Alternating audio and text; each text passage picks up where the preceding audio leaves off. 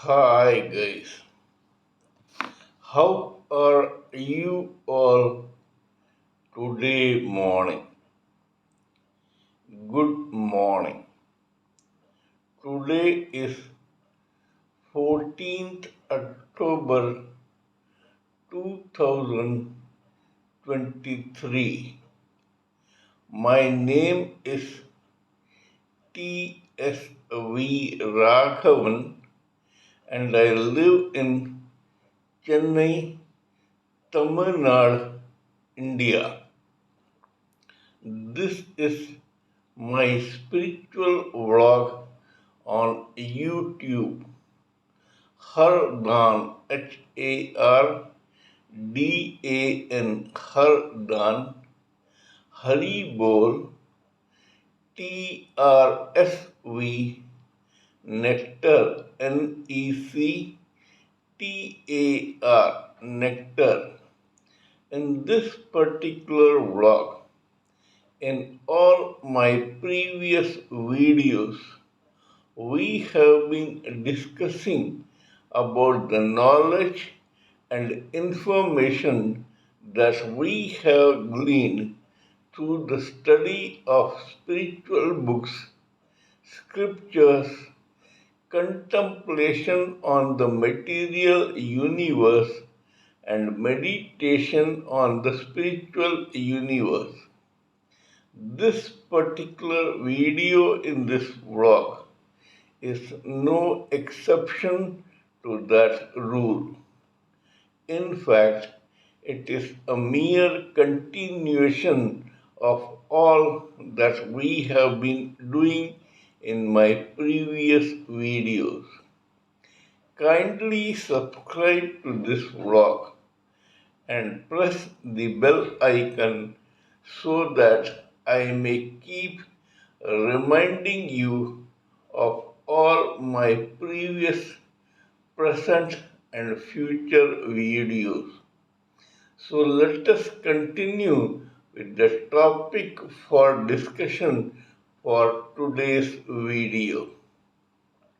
Yesterday, during our analysis of the psyche of a human living entity, we tried to analyze two very popular terms in the society which are quite prevalent in judging, studying, or analyzing any human living entity, whether male or female.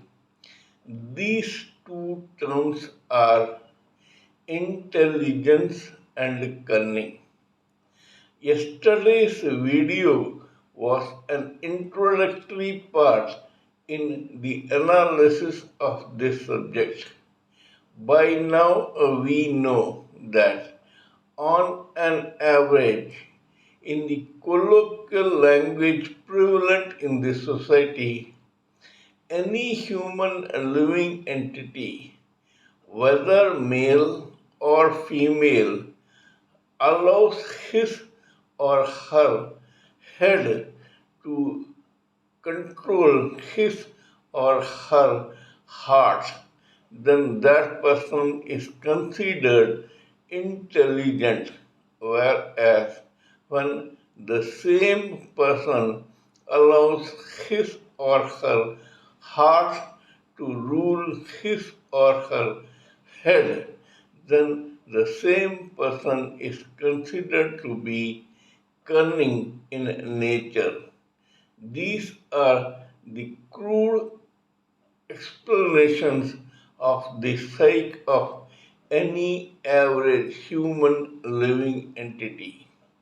We all know by now that here the complete analysis is based on just the gross body of that particular living entity, whether male or female. Here, head means brain. Brain is a mass of tissue which is safely embedded into the skull of that gross body of that living entity, whereas heart is situated generally on the left side of the chest of the same human living entity. Both are parts and parcels of the gross body. We all know that the brain acts like a link between the rest of the gross body and the three subtle bodies that are already used as layers to envelop around a spirit soul. These three subtle bodies are causal body of pure intelligence and logic, astral body of mind, feelings, and emotions, and the etheric body of senses, namely sight, hearing, smell, taste, and touch. In this saying that the head is ruling the heart or the heart is ruling the head, actually, this society means that when the astral mind rules the etheric senses, the person becomes intelligent, whereas when the etheric senses rule the astral mind, the same person becomes cunning. In other words, while analyzing this, usually the causal body of plain intelligence and logic is seldom taken into account because 75% of the society at any given time listens only to the vibrations emanated by his or her etheric body of senses to the brain, which the brain prefers. On the other hand, 20% also use vibrations from the astral body of mind, feelings, and emotions, and the messages emanating out of the astral body and getting transmitted into the brain are also considered by the brain to be used while making the rest of the gross body react. Only 5% of the causal body of intelligence and the emanation of vibrations thereof transmitted into the brain are considered while discussing this particular term. This 5% is the cream de la cream of the society. It is of highly elevated and evolved living entities, of which 3% belong to the material category and 2% to the spiritual category. In the 3%, you come across intellectuals, philosophers, scientists, discoverers, great thinkers, teachers, professors, lawyers, etc., who concentrate on the material subjects in the society, whereas saints, monks, heretics, renunciants, rishis, maharishis, godmen, etc. belong to the rest of the 2% in the causal body of intelligence. It is these 5% who also use their causal body of intelligence along with the emanations of vibrations thereof, which are transmitted into the brain, where the brain also processes these vibrations. On an average, the brain chooses to process only the vibrations from the etheric body of senses, or in some cases which compute to or aggregate to 20% of the society. It also listens to the vibrations transmitted by the astral body of mind. Now, after knowing all this, we know that when the term head ruling a heart is considered, it is where the astral body of mind controls the etheric body of senses, and where the heart rules the head is concerned, it is the etheric body of senses controlling the astral body of mind. Nevertheless, we must realize that this heart is connected to creativity, which is an extension of the astral body of mind, and the head is connected to the causal body of intelligence and logic. Anyway, despite this, now we will consider some case history which will make us understand this term of head ruling the heart or the heart ruling the head better than we did till now. There is one township called Indore in the state of Madhya Pradesh in India. This Indore, which is connected to the state of Madhya Pradesh in India, is actually a majority of Maharashtrian speaking people. That is, it is actually logically and practically an extension of the state of Maharashtra in India. More so because Indore was once ruled by the Maratha kings with the surname Holkar. Maharani Lakshmi Bai belonged to the Holkar kingdom or this princely state, and she hailed from Jhansi, a place in Uttar Pradesh of India. She was basically born as a Holkar of Indore. Anyway, in the second decade of the 20th century, we will concentrate on a family that lived there.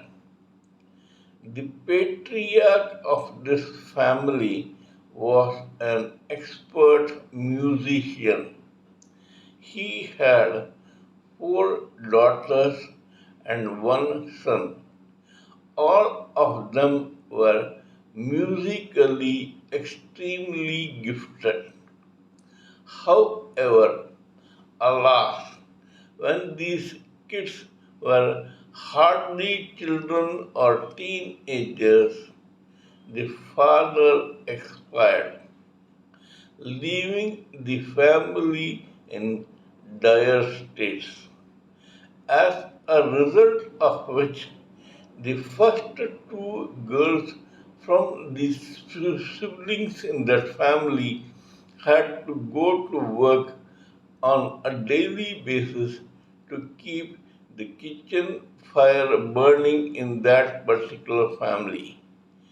These guys relocated to the Bombay Pune region immediately after the father's death. Life was extremely tough for all of them, or more so as claimed by the two elder sisters, especially the second one. They say that these people had to go hungry for several days a week. How far it is true or not, we do not know. However, the fact remains that these people were left high and dry in this hard society during that period.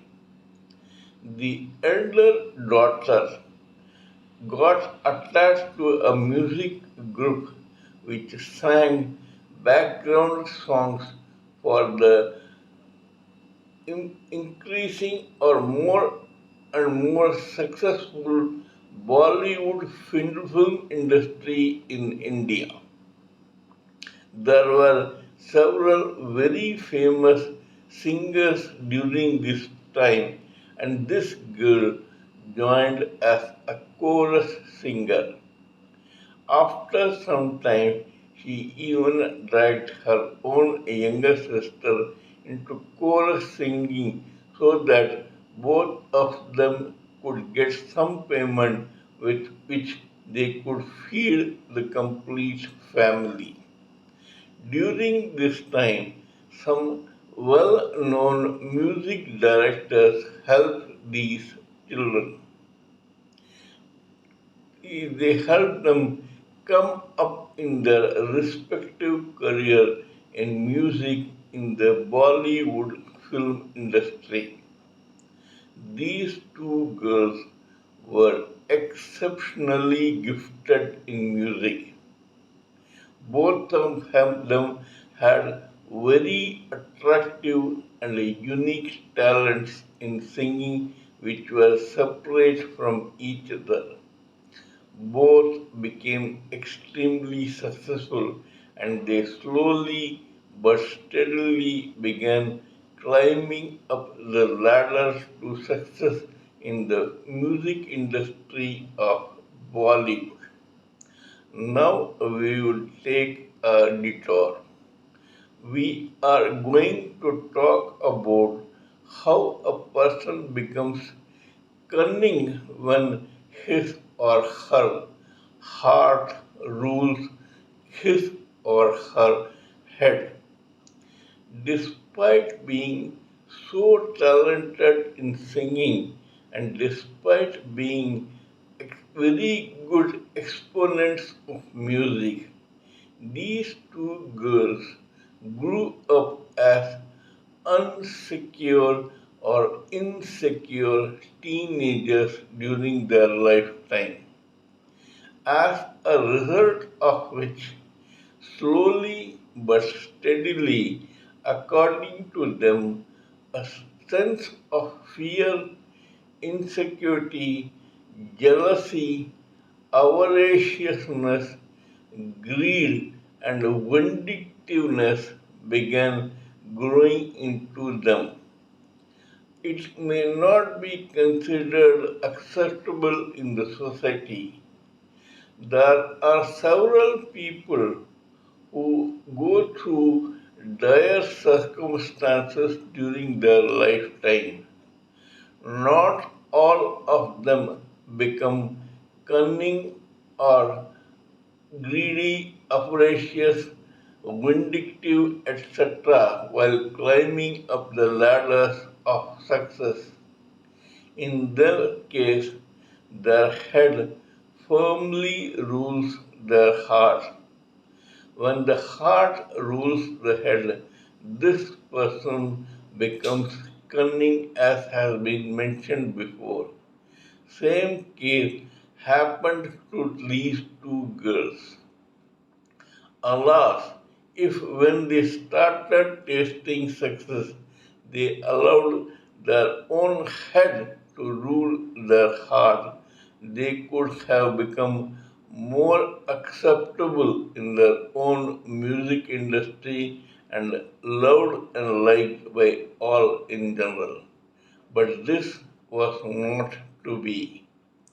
These two girls started becoming more and more successful in the film industry, they started seeing to it that they were devoid of they could eradicate any sort of competition from other equally talented singers from Maharashtra or from any other state. It would be very ironical, paradoxical, and laughable to think that in this hugely populated large country called India, there were only two singers from Maharashtra. It is an absolute, unbelievable, and unacceptable lie.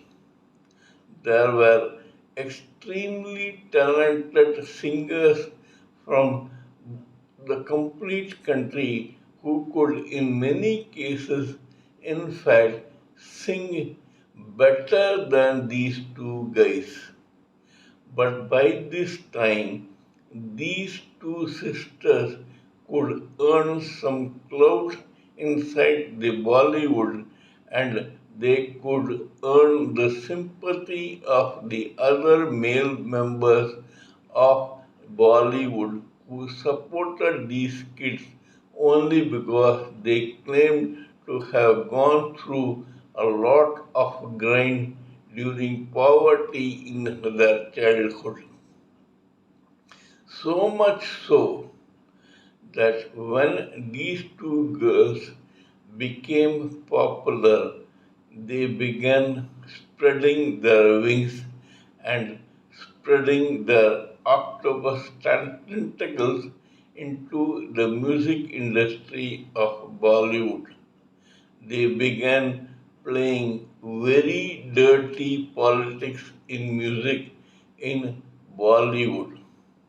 They saw to it that other talented singers from all over the country could be discouraged by Bollywood and that their respective careers, which would have done wonders, could be stunted.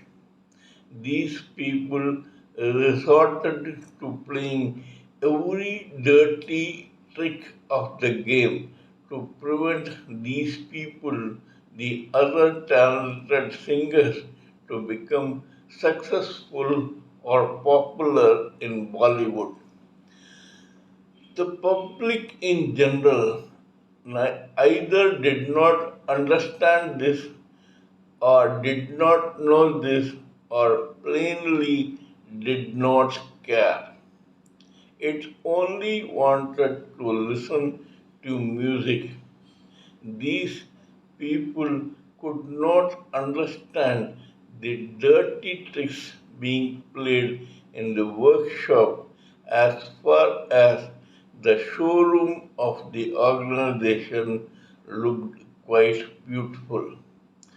This encouraged these two girls or sisters. Slowly but steadily, their vindictiveness and venomousness came to such an extent that they began preventing their own two other sisters who were equally talented from becoming popular in the film industry. These girls became more and more selfish, self centered, and greedy. They decided that they will not allow any sort of competition whatsoever from any quarters from within the family, within the state, or from within the country as far as their musical career was concerned. Similarly, because of this, these two cozied up to the powers that be, not only in Bollywood but also in the volatile political life of that particular state.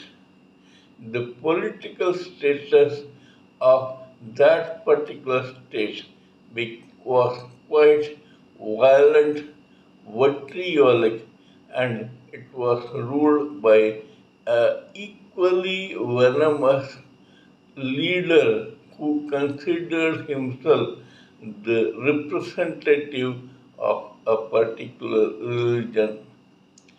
These guys had that man's backing when they tried to rule the roost in Bollywood. Every other decent and talented musician who was either a singer or an instrumentalist or a music director was scared of these two girls just because while those people had their head ruling the heart, thus making them intelligent, these girls had their own heart rule their head, thus making them vitriolically and venomously cunning. So much so that when these people went up to their late 50s or 60s, they could not come across any competition from other decent, self respecting singers who were very pained by their own careers being stunted by these two girls. However, Nemesis strikes even the most wary transgressor.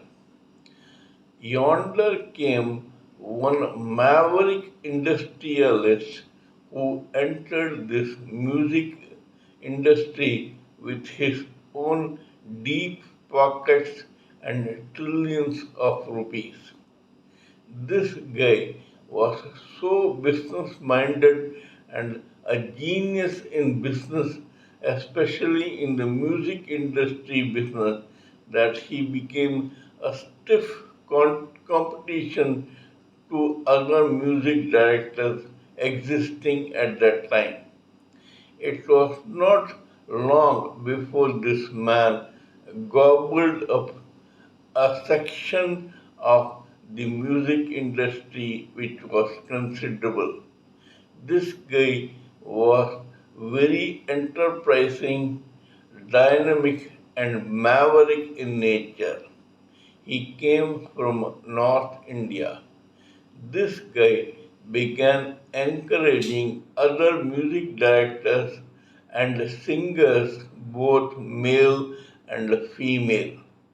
In that process, he encouraged one very talented female singer who had been wincing due to the endless stings sung by these two sisters. This woman, as soon as she got this dynamic person's backing, reared her head above and challenged these girls. Within years, this woman became was as popular as the other two sisters, and she also encouraged other singers from all over the country to come out of the closet and join the bandwagon. This simply blew away the hitherto successful kingdom of these two sisters. What you sow, so you reap. These two sisters had, because their heart ruled their head and had made them venomously cunning, been trying to thwart the success stories of other talented female musician for decades. But within a few years, this new singer, along with other singers, just captured the whole music industry in Bollywood, leaving these two sisters high and dry. Yes, it is true that these people had made their own millions and billions by that time. But the fact remains that when the newcomers joined the new bandwagon, the economic status of the country was improving. So, what these two sisters had made during their own success period was nowhere near what the new singers, both male and female, plus the music directors and musicians, made in the film industry. This shows that howsoever cunning you may try to be, howsoever you may allow your own heart to rule your head, a time comes when everything goes down the drain. The head is placed above the heart by the Supreme Personality of Godhead only to make us realize that it is the head which must be allowed to rule the heart. The astral mind of feelings and emotions must be allowed to rule the etheric body of senses and not the other way around. Similarly, the causal body of intelligence and logic must be allowed to rule the astral body of mind and the etheric body of senses. Only then we will have a positive life and a positive success story. Please remember that every one of us has a particular aim. We have to ultimately realize our own true self as a spirit soul and not as a living entity. This spirit soul is above etheric senses, astral mind, and causal intelligence. If we have to realize that particular true self and to dwell on our true ego, then we must come away from such silly terms as heart ruling the head or the head ruling the heart. Cunning and intelligence do not play any positive part when you go spiritual and logical and your intellect or cerebral faculty becomes pure and impassioned. Only then you can contemplate and meditate on the Supreme Personality of Godhead and realize your own true self as a soul.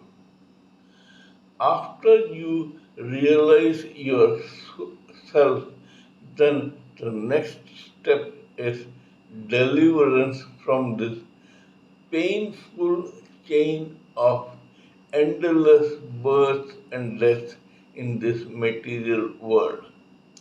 This is known as moksha in Sanskrit. Once you get self realized and then you get delivered from this repeated chain of birth and death, you become a completely evolved spirit soul which is poised to join God as a delivered parcel complete with its own humble and divine qualities. Our soul must become that parcel of humble, evolved, and divine qualities so that we may get delivered to the Supreme Personality of Godhead. Kindly let me know what you think of my talk on this subject in this case history. Please give me your own expert opinions, thoughts, and ideas so that I may blend everything together for the sake of this society. Before concluding, let me remind you that I am also a published author with Amazon Kindle and paperback. I write on spiritualism, fiction, and assorted subjects. Spiritualism happens to be my favorite subject. Till we meet in my next video, it is good morning from TSV Raghavan.